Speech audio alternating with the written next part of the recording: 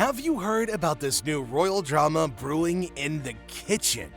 Meghan Markle's new Netflix cooking show is already causing a stir, and not for the recipes. But what the heck happened? Is this a case of creative inspiration gone too far, or is Meghan in some serious trouble?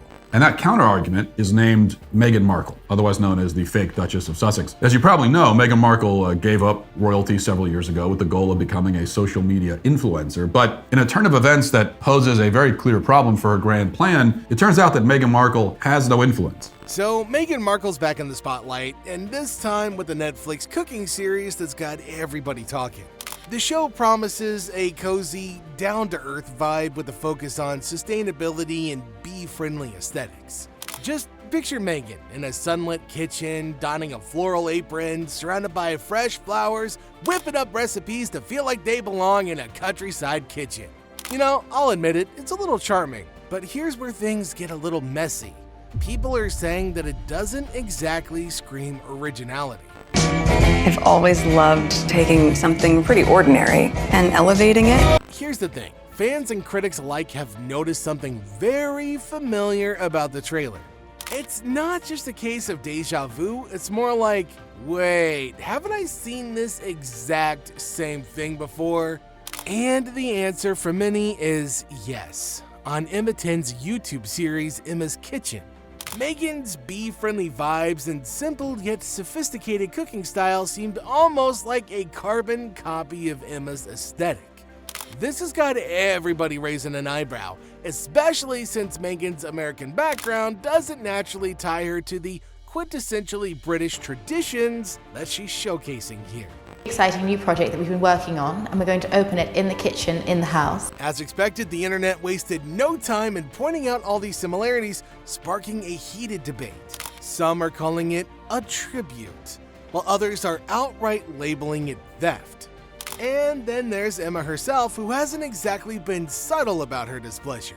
Okay, so if you haven't heard of Emma Thynn, let me introduce you to one of the most fascinating women in British high society. Emma is the Marchioness of Bath, a title that already sets her apart, but she's way more than just a fancy title, she's a trailblazer. As Britain's first black Marchioness, Emma's presence in the aristocracy is historic and inspiring. She's not just a high society figure, she's also a culinary queen. Her YouTube series, Emma's Kitchen, has garnered over 54,000 subscribers, and it's not really hard to see why. The series is a delightful blend of simplicity and elegance, with Emma whipping up some classic British dishes in a kitchen that feels like something out of a Jane Austen novel. She films her videos at the Longleat Estate, which, by the way, isn't just any estate, it's home to one of the UK's top safari parks. Talk about multitasking with fascination.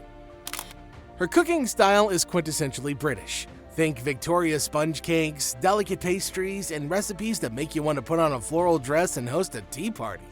She's always got fresh flowers around. Her kitchen is a serene oasis, and her approach makes even the simplest recipes look like high art. It's no wonder people are in love with her content. She's not just about cooking, she's about creating an experience. Meghan's cooking show isn't just being called similar to Emma's, it's being called a near-perfect ripoff. From the floral aprons to the bee-friendly themes and even the recipes themselves, fans have pointed out eerie similarities. It's almost as if Meghan took a page straight out of Emma's playbook, or in this case, her YouTube channel. One specific recipe that has people talking is the Victoria sponge cake. This is a classic British dessert that's practically a national treasure. Now, Meghan's American, and let's be honest here, sponge cakes aren't exactly a staple in American kitchens. Unless it comes from Little Debbie or Betty Crocker. So when she prominently featured the Victoria sponge cake in her trailer, well, it really felt oddly out of place. But here's the kicker. After the trailer dropped, Emma released not only one, but 2 videos of herself making Victoria sponge cakes. Coincidence? I don't think so. It felt like a playful yet pointed way of saying, this is my thing. Began circulating about the future of that $100 million Netflix deal. A lot of people began wondering if Markle's follow-up show about cooking, gardening, and entertaining might be canned. One alleged insider told the Daily Mail, quote, "There won't be another deal. There may be one-offs, but that's it." Fans have also noted that Emma's overall vibe, flowers everywhere, effortless elegance, and a focus on traditional British recipes, seems to have been directly lifted from Meghan's show. And this isn't just about aesthetics. Emma has spent years building her brand, creating content that reflects her personality and her heritage. To see those exact same elements mirrored in Meghan's show feels, to many, like a blatant case of creative theft. According to reports, she's already assembling a legal team to address what she sees as intellectual property theft. And honestly, you can't blame her. Just imagine putting your heart and soul into building a brand, only to see somebody with a massive platform like Netflix borrow it without giving you any credit. That's not just frustrating, it's infuriating. This isn't a simple case of, oops, we accidentally have the same floral apron. It goes way deeper than that. Emma's style, her recipes, and even the way she presents herself are all part of her personal and professional identity. For Meghan's show to mimic those elements so closely feels like a violation, and Emma is not taking it lightly. The legal implications here could be significant, especially for Netflix. If Emma's team can prove that elements of her brand were copied without permission, this could turn into a messy and high-profile lawsuit. And let's face it, Netflix doesn't exactly need more bad press right now. For Emma, this isn't just about protecting her brand, it's personal. As Britain's first black Marchioness, Emma has had to face her fair share of challenges. She's had to navigate a world that wasn't always welcoming and has worked really hard to carve out her space in both high society and the culinary world. And honestly, her achievements are a testament to her resilience and her creativity. Then to see somebody else, especially somebody with Meghan's platform, seemingly borrow her hard work without acknowledgement feels like a really rude slap to the face. Emma's brand is more than just a business. It's a reflection of her journey and her passion, and she's not about to let anybody, royal or no, take that away from her. Meghan Markle has been accused across the media platforms for being, get this, a bit of a copycat when it comes to her new series with Love, Meghan. And I see definitely where they're coming from because it looks like she's copying Marchioness Bath. At the same time, this controversy raises bigger questions about originality and respect in the creative world. Is it really okay for somebody to take inspiration from another creator without giving credit? Where do we draw the line between homage and theft? These are the kinds of questions that are likely going to come up as this whole drama unfolds. Unsurprisingly, social media has turned this controversy into a full-blown spectacle. Fans are choosing sides, with some defending Meghan and others rallying behind Emma. The debates have touched on everything from cultural appropriation to originality in creative industries.